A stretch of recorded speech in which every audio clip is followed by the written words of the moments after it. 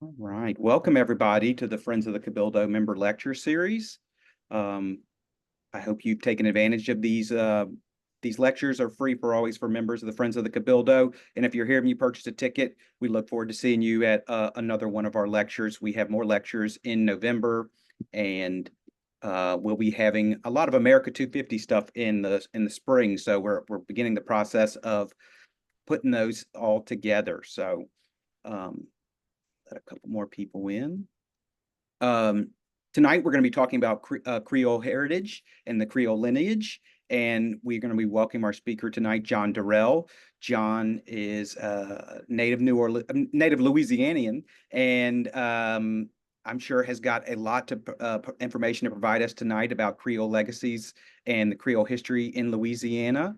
And I want to welcome John, and I will get the PowerPoint going, and we'll get started. John, we're so excited to have you tonight talking about this fascinating topic. Thanks, Jason. Let me get everything. There we go. And start it out. There we go. All right. There you All go. right.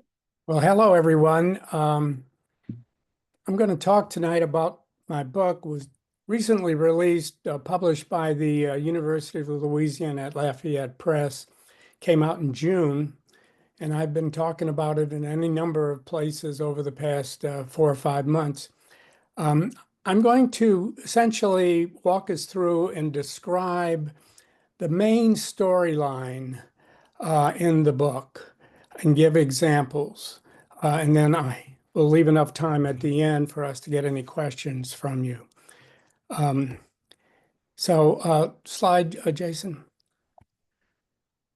I'll begin with a news flash. For those of you who are members of the Friends of the Cabildo, my fifth great grandfather, Jean-Baptiste Durel, was appointed as the first city treasurer at the initial meeting of the Cabildo under Governor O'Reilly back in December of 1769. Um, this is a this is a story and a book about the lineage of his family, his descendants, down to the 20th century.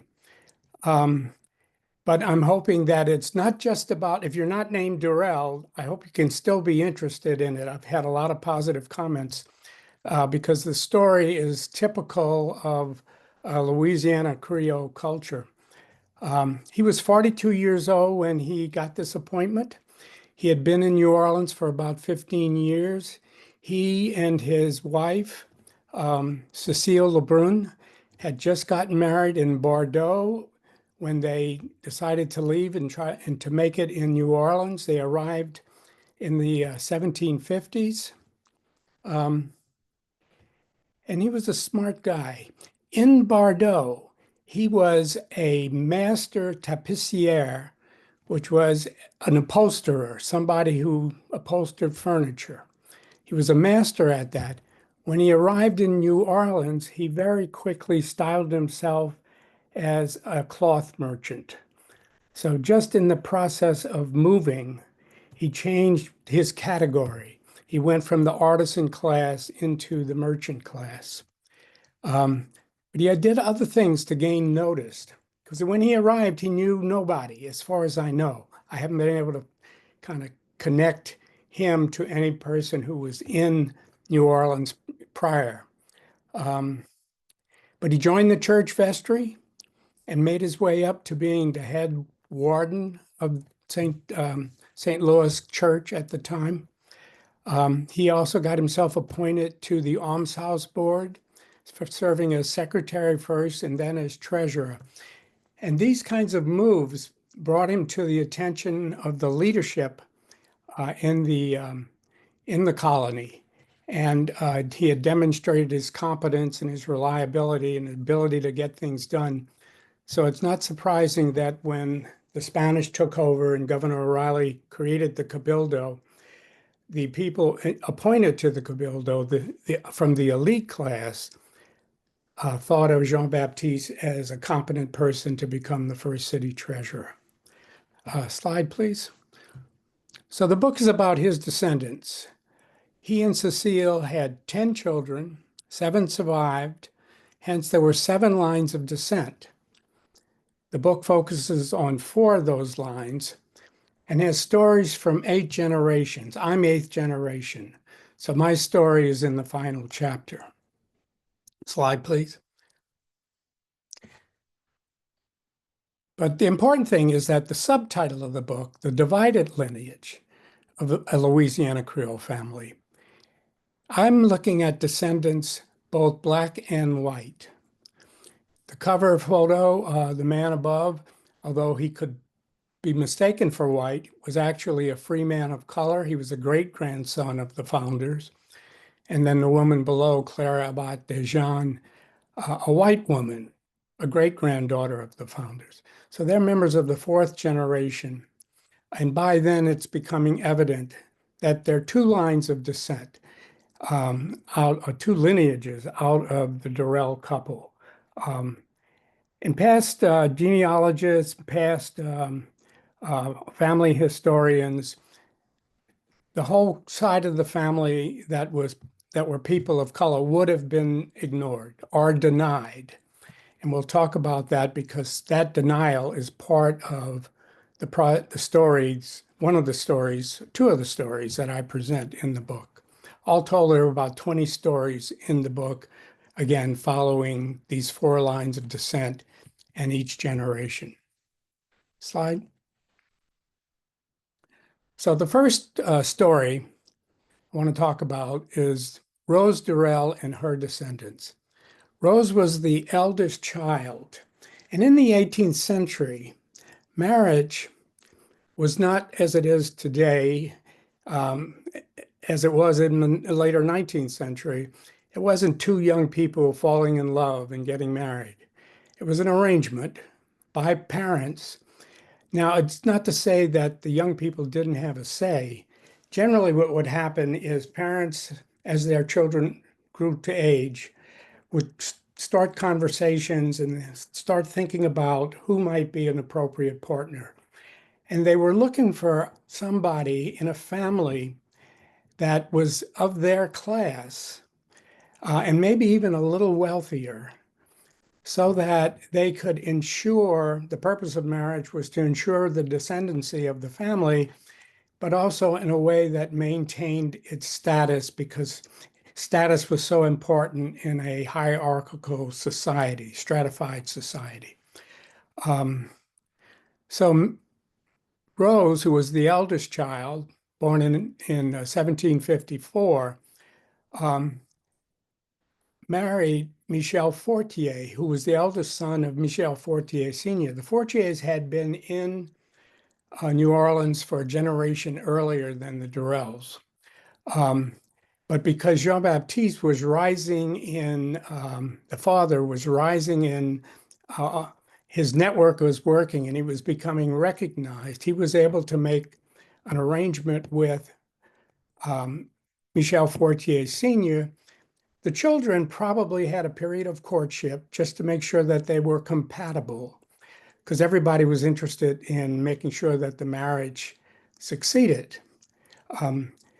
So arranged by the parents, approved by the children, children felt good about it, and so they married.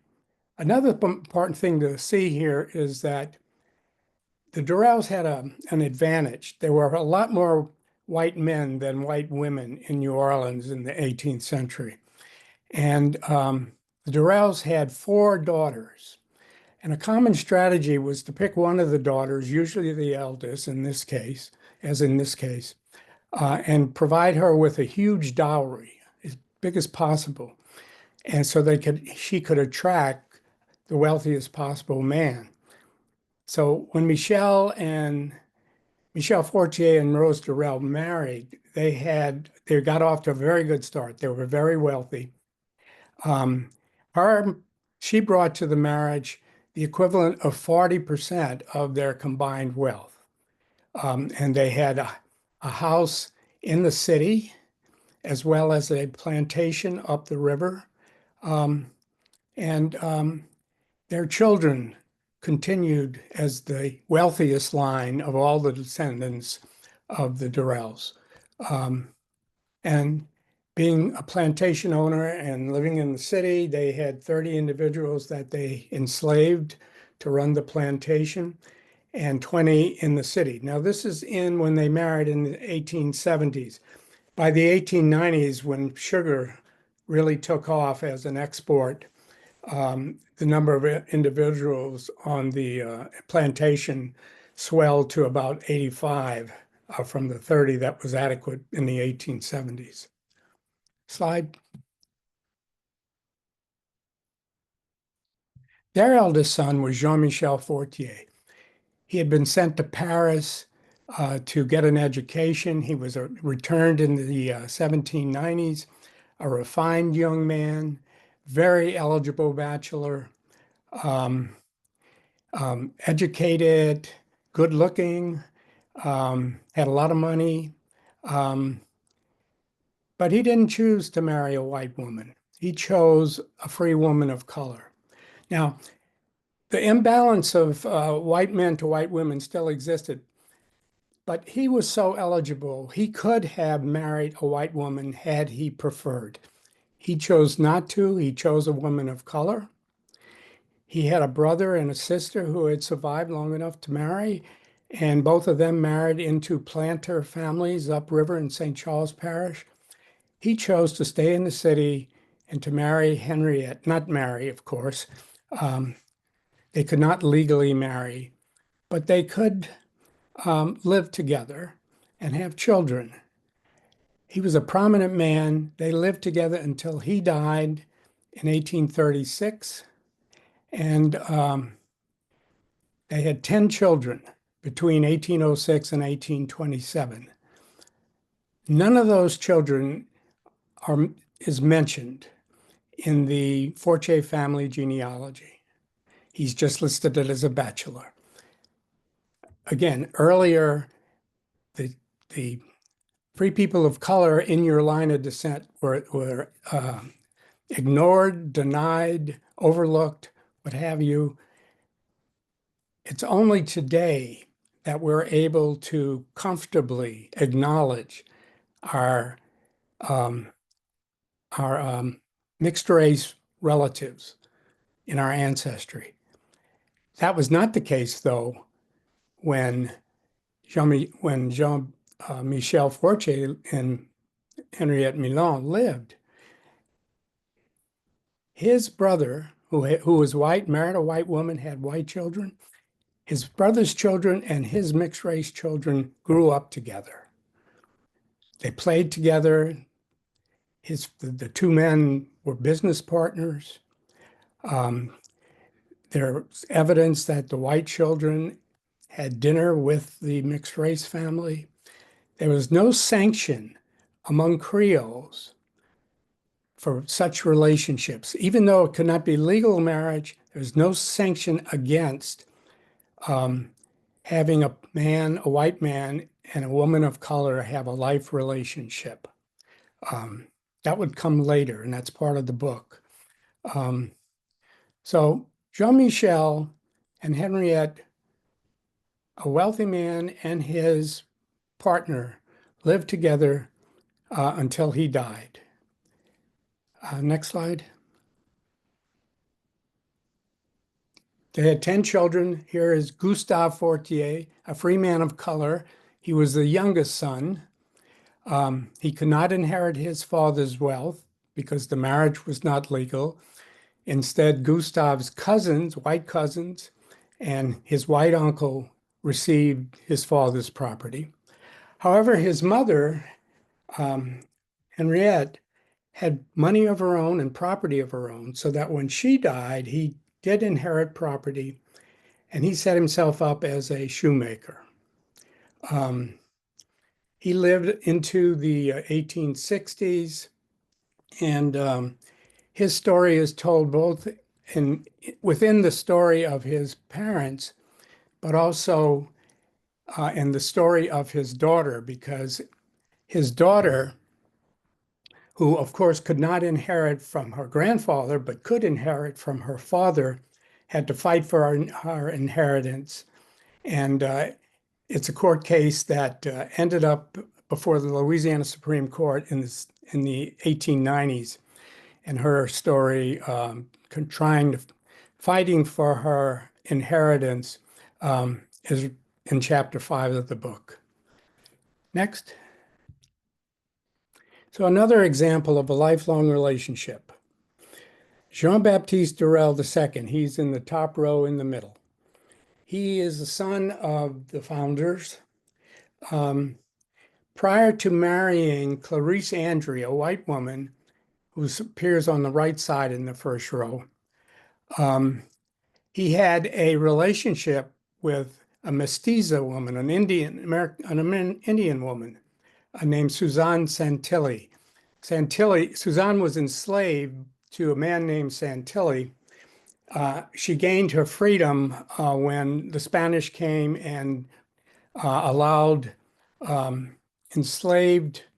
The Spanish were not particularly happy about enslaving by this time and enslaving local Indians because it just created a lot of friction. And Suzanne was able to get her freedom.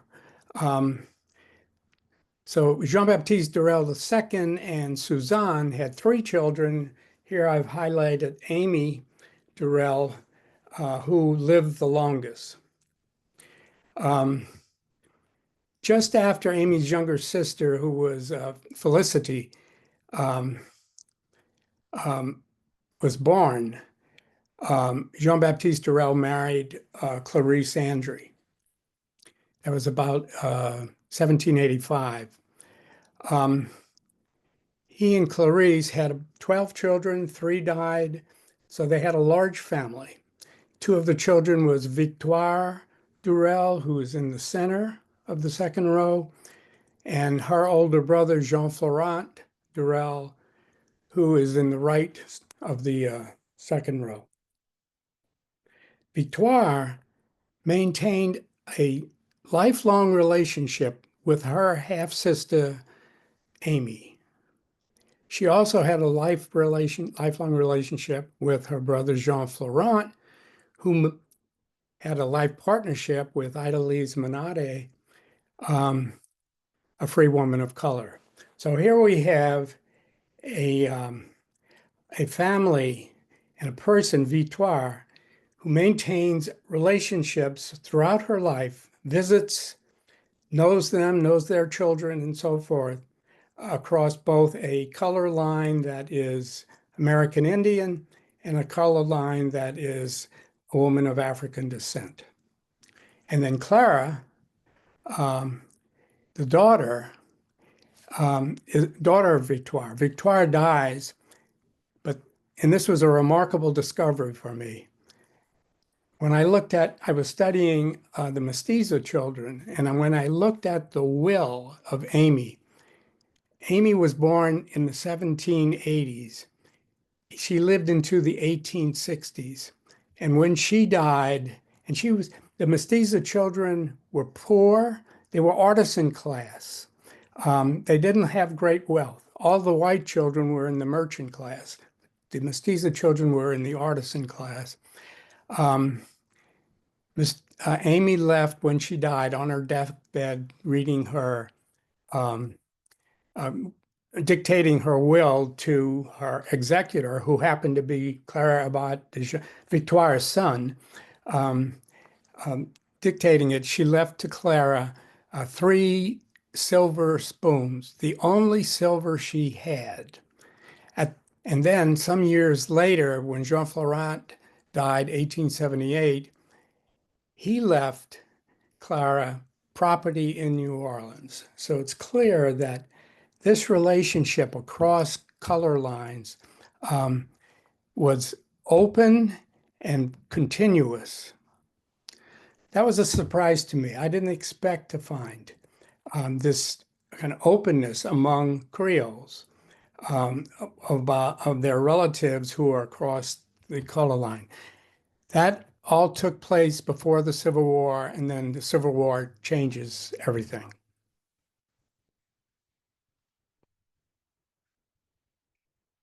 So next slide. And another slide, that's Clara. Okay, the Civil War. The Civil War is basically the fourth generation.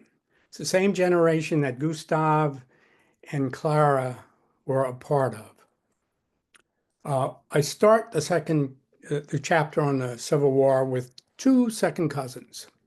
Henry Durel's a white descendant. Numa Durel is a free man of color descendant. Henry's a city clerk. Numa makes his living as a cigar maker.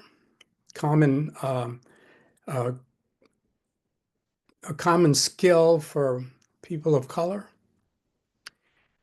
Henry becomes a private in the Confederate Army, gets drafted. Numa becomes a private in the Union Army, joins up.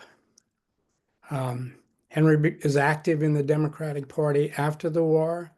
Numa is active in the Republican Party after the war. To me, this marked the kind of divide because these two people, Henry and Numa, were second cousins. They probably didn't know each other, probably were not aware of each other. By this point, the division taking place in the lineage is such that they're unaware of each other's existence. And of course, by this time, by the Civil War, the population of the city is about 100,000 people or more. And so it's easy not to know your cousins or second cousins. Henry and Numa play a role in chapters following the Civil War. So that's why I focused on them so much. But they offered a nice contrast between the life of a white descendant and the life of a man of color descendant. Next slide.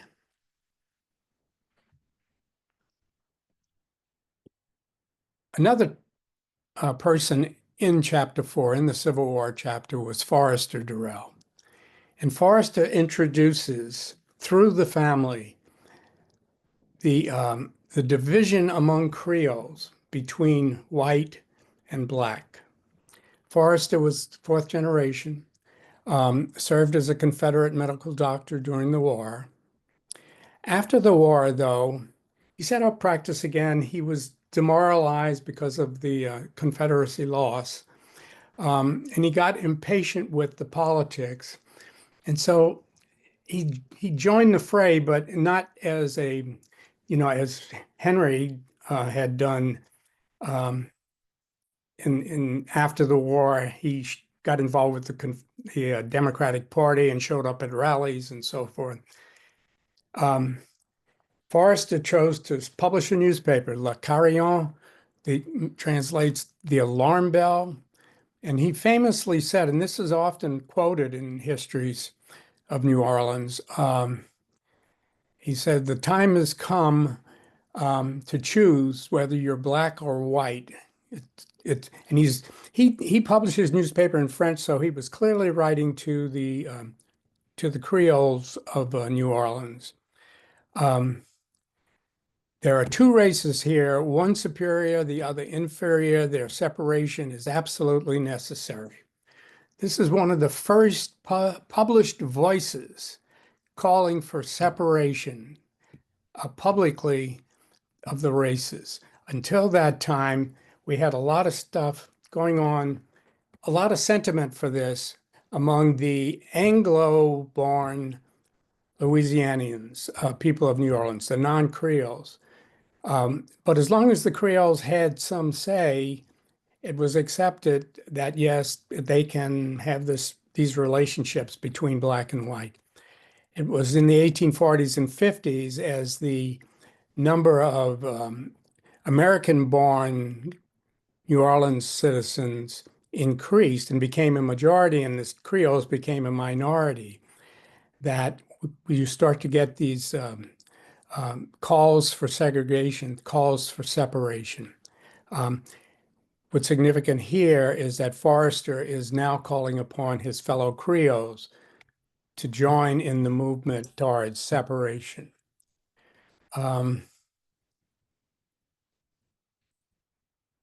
Next slide. And another voice for separation, another member of the fourth generation, Alcée Fortier. He was the son of Jean-Michel Fortier's brother Edmond. He benefited from indirectly, but through his own father, he benefited from Jean-Michel's fortune, unlike, and of course, Gustave could not. But what's significant in our story about Alcée, he was a Tulane professor, a prominent voice. He was a recognized person in the city, and became a prominent voice for segregation and upholding white supremacy. He wrote a history of Louisiana. He became president of the Louisiana Historical Society and wrote a history of Louisiana to coincide with the centennial of the Louisiana Purchase. And that's the history that came down to me when I was growing up in the 1950s. I've looked at the history book I received, the Louisiana history book, studied Louisiana history in the eighth grade. And it's a lot of what I read about the Civil War and what happened during the Civil War, the War for Southern Independence, and about Reconstruction, the period of Northern occupation, comes directly from Fortier's history of Louisiana. So two members of the two descendants, become voices for segregation. And so the latter part of the book is about living under segregation, where the two lines of descent, the two lineages, the blacks and the whites, become separated. However, next slide.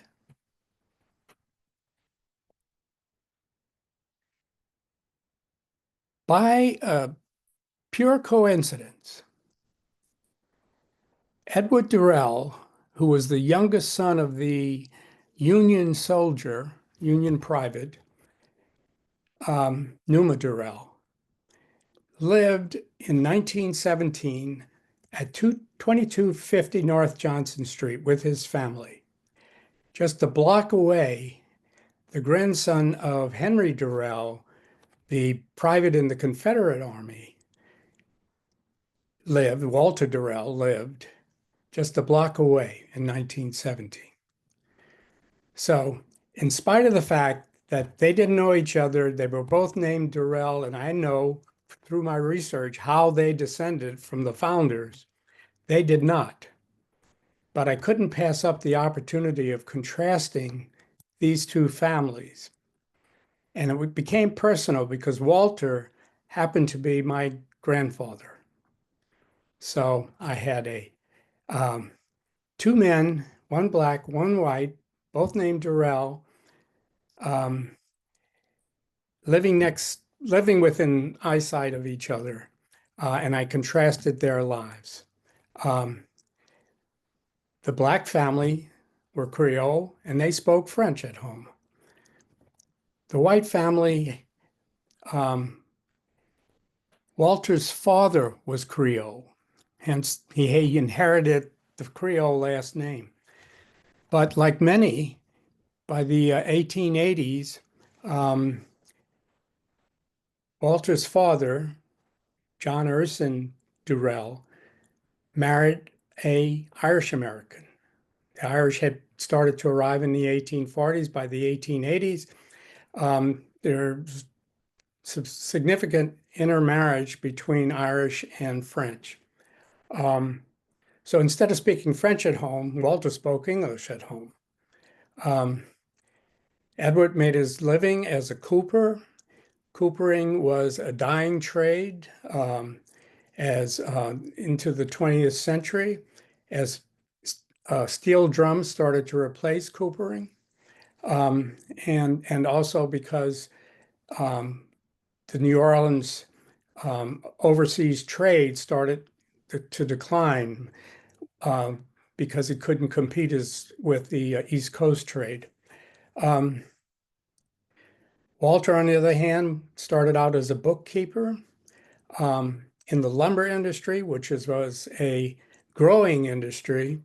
And in time, as he went into his 20s and 30s and 40s, um, he became an executive with the lumber industry, had stakes in three separate lumber companies, including one he founded for himself.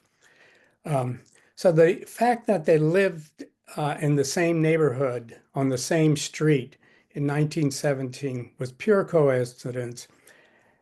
Edward spent his whole life in that neighborhood, St. Roch neighborhood, whereas Walter was passing through. He was moving up and out of the uh, an Irish American integrated neighborhood down in Marigny and Bywater, and moved uptown. He became an uptown executive instead of this kid from the Irish neighborhood down by the river. He moved out to Lakeview, built an apartment house, and in great contrast, the St. Roch neighborhood continued to be integrated with a lot of different ethnic groups and African American families, whereas in the 1940 census or 1930 census for Lakeview, I guess it was, yeah, 1930 census, um, there was not one black family out there. So my family, my grandfather participated in what was the active segregation of the city. Another thing that's interesting about these two people, they were the first Jim Crow generation. So they saw the transition from pre-Jim Crow to Jim Crow. Didn't, segregation didn't happen overnight. It took 20 years for various laws to change, um, and schools to become resegregated, churches to become segregated. Um, so it's a good chance. I know Walter was a church usher when he was a young man, kind of late teens, and he was probably faced with the challenge of telling black parishioners that they had to move to the back of the church. We start to see segregation of churches in the 80s and 90s, and it's a good chance that Walter was placed in that position. There's also a good chance that Edward witnessed his parents uh, um, being told to move to the back, although they had spent most of their lives sitting alongside white families at church. Um, so this generation, and talking about this generation, allowed me to talk about what it took to actually move from an integrated city during Reconstruction to a segregated city 20 years later. And then finally, another side. The last Jim Crow generation, this is me. Um, Grandson of Walter. I have a PhD in American history. I've made a career as a museum consultant. I've traveled extensively. Um, I chose to contrast my life in order for me to really understand my life in under segregation and what advantages I had. I chose to contrast my life to Stafford Durel, who was Edward Durel's grandson. So my grandfather and Stafford's grandfather are the ones who lived on North Johnson Street back in 1917. Stafford was a semi-skilled artisan. He worked for a Venetian blind company on North Broad Street or on Broad Street. He and lived nearby. He had steady work through the 1950s and 60s.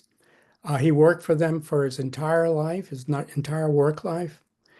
But he had to take a second job delivering newspapers, Times-Picayune, um, to support his family. He had 9 children. And he also took care of his mother and grandmother. Um, he never traveled outside of Louisiana.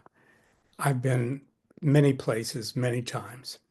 Um, so I was able to understand better because of this divided lineage, exactly where I fit. And part of my whole reason of going into this research to begin with was to try to understand the impact that living under segregation had had on my life. Um, so, final slide. I was able to locate Stafford's children who live in New Orleans today. He had 9 children, 7 are still alive. Here's a picture of me with 4 of them um, at St. Roch Cemetery at the tomb of their parents. So at Stafford's tomb and his wife. And this is in the final chapter. So I wanted to use it to kind of look at the continuity of discrimination and disadvantage for Black people and advantages for white people over the 250 years that I write about. Um, Stafford's children benefited from civil rights legislation in the 1960s and 70s. And as an example, Teresa, who's standing next to me in the photograph, and she's been a person that I've gotten to know quite well. She was the first person in the Black family to get a job not using her hands to make a living. She went into management. She she's the first person who up until the early 20th century, Black people and into the 20th century, Blacks generally were educated to the 8th grade at the most. Um, and by the time Stafford was growing up, he had a high school education. Teresa went one step beyond. She was the first person to go, she went to a business college and learned some skills there and took a job with the post office. And she just retired, but for more than 25 years, she was the manager of a post office branch. So this is an example of the benefit that civil rights legislation and getting rid of segregation brought to this working class family. Um, on the other hand, their children have suffered, the 9th generation, because well, under civil rights and integration, schools, Blacks started to move into better public schools and get a better education. However, by the 1980s, white people started to leave and abandon the public schools. And I tell of a story of one of the children who's not pictured here, Linda's child, Tricia, who was murdered at the height of the whole crack cocaine um, drug epidemic in the 1950s. And it wasn't because it was her fault. She got caught up in this, and it's because the schools had been abandoned. You can read about her story, but it really struck home for me that we're not done yet with kind of bringing the two lines of descent back together, even though I've been able to reach out and become friends with Teresa.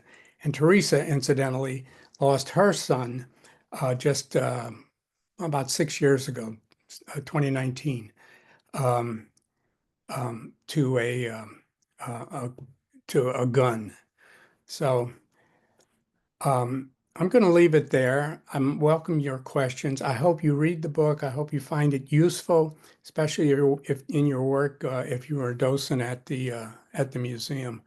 Um, but it's my attempt to make sure that we tell the whole story of our lineage and not just one half of it. Thanks. Fantastic, John. Wow, that is a story right there. Um, Really amazing to see the breakoffs and see how the one block story is really a great story to tell. Can you talk a little bit about how you did some research on this? Were you aware of a lot of this stuff before you started researching, or No, I was aware of nothing. I grew up in Thibodeau. My dad died when I was 2 years old. I wow. didn't even know I was Creole. I didn't even know I had Creole ancestors. I'm not even sure I knew what Creole meant. Um, and of course, by the 20th century, Creole primarily came to mean Black Creole, that you had some African ancestry among a mix of ancestors. Um, but I didn't know anything about my dad's family. I knew a lot about my mother's family, so I decided to actually was challenged by a friend. What do you know about your ancestors in New Orleans? And I said nothing. I said one or two things, which turned out to be wrong. Um, but I had seen a genealogy that was done back in the 1960s. Um, anyway, I started to research, and it was both kind of an interested in ancestors, but also starting to wonder about my own childhood in growing up in segregation. I'm 80 years old now. And so it's been a long time since I experienced that, but I was wondering what impact did that really have on me? So those two things, interest in ancestors, interest in segregation, um, moved me into this. But when I started, I knew nothing. And thank God New Orleans has great um, uh, resources, great archives, the Archdiocesan archives, the notary archives, the state museums archives. This material allowed me to go generation by generation. I decided, let's see who the first people were. I discovered Jean-Baptiste and Lucille. From there, I learned their children, so I researched the children. So I actually took this generation by generation through. When I did the Civil War generation of Henry and Numa, I had no idea that their children were living next door to each other in 1917. I didn't even know Henry was my ancestor. I didn't know my grandfather was his son or grandson. Um, so I took it one step at a time. Um, you mentioned that Forrest Durrell was very for the separation, or he made the controversial quote about that we need separation of the families. I'm guessing he had no idea that his family he had the same people, the blood of the same people that he was saying we need to be separated from. He had no Right. clue of that. There is a possibility Okay. that before he was an only child, there's a possibility that before his parents married, his father had a child who was a free man, who became a free man of color. Um, and I don't think he knew that. That's one of the cases where his father was not open about this relationship he had with this free woman of color before he married. He basically seems to have said, "Here's some money, go away."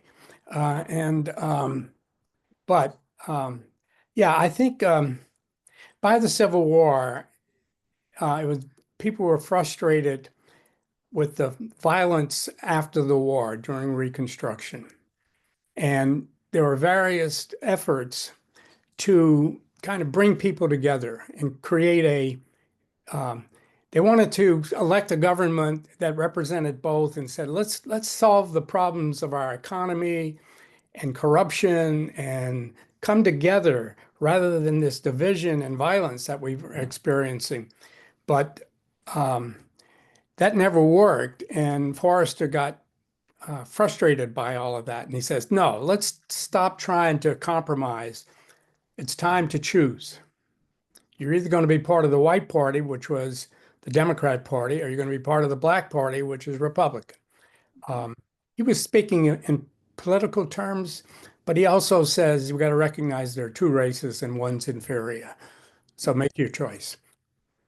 Um, we had recently a big development in Catholic in the Catholic world with the announcement of Pope Leo, who ended up our friends at the Historic New Orleans Collection are the one who provided a lot of information on this.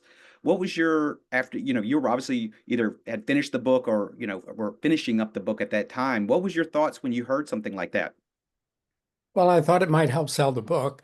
Uh, um, no, seriously, it just kind of makes it obvious how typical the Durel story is Hmm.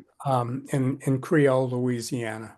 And the fact that um, his maternal grandparents, I think it was, left New Orleans and moved to Chicago, and at that point took on a white identity is fairly common in now I've not come across any Durel descendant who passed for white. Um, I take that back. Gustav's couple of Gustav's sisters look like they passed for white. So Gustav was the on the cover, the man who maybe looks white, but actually was a free man of color. A couple of his sisters passed, or seemed to have. Um, the But it was not uncommon. I do have there's one story I tell. It's a nephew of Edward, the black man who lived next door or down the block from my grandfather. Um, he had a nephew who left New Orleans and went to California as part of the migration out of the city by black people. And but he remained identified as black in California. Um, so, but yeah, the Um, Pope's lineage is a typical one for New Orleans. um, you showed the picture at the very end of you meeting the family and obviously going to see some ancestors. Can you talk a little bit how I'm guessing they were very welcoming, or how did you reach out to them? How did that story happen? Well, that occurred during COVID. Uh, Hmm. in 2020, I had been doing the research for about 7 years, and it was really slow going. But I retired from working in 2019, and so I had time, and it was a little frustrating because I couldn't travel to New Orleans. But I had already done quite a bit of legwork in the city. But I was sitting around, and I was doing a lot of writing at that time, and I had finally kind of decided that I would write that last chapter and contrast my life to Stafford Durrell. And I didn't know much about Stafford. And I said, I wonder if he's got any. And I had discovered the names of his children actually, because I had discovered an obituary of one of his daughters dying, and all the siblings were mentioned. So I kind of knew a little bit. So I got a hold of a city directory and I got some addresses, and I just sent letters um, to people named Durrell, hoping that, of course, this is much later, so hoping that one of them was a descendant of Stafford. And I sent these letters out, um, and I got a phone call one evening sitting at home from Teresa, who said, "What are you doing writing about my family?" I said, after taking a breath, I said, well, it's my family too.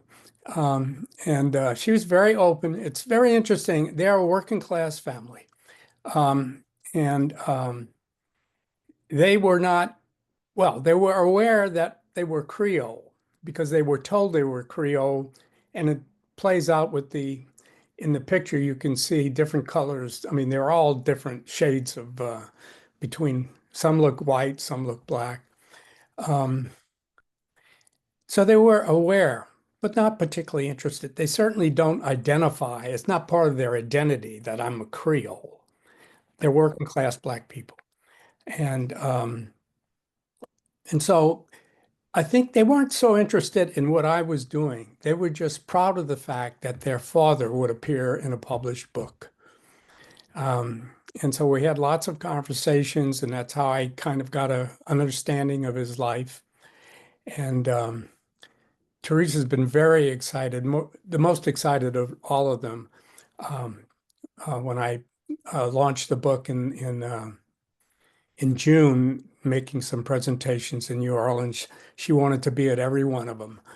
She was so proud of the fact that they're part of our history, and it's recorded. Well, John, I want to congratulate you on an unbelievable story and a wonderful amount of research you've done. The book is entitled Descendants, the Divided Lineage of a Louisiana Creole Family. And we will be forwarding that information to everybody who signed up. And I want to congratulate you on the book. And we look forward to some more research you might be able to find as we go on. Great. Thanks so much. I really appreciate this opportunity. Thank you so much. We really appreciate it. And we'll see everybody in November for our lectures as part of the member lecture series. Thank you so much and have a great night. Thanks, John. We Bye, appreciate it. everybody. Good night.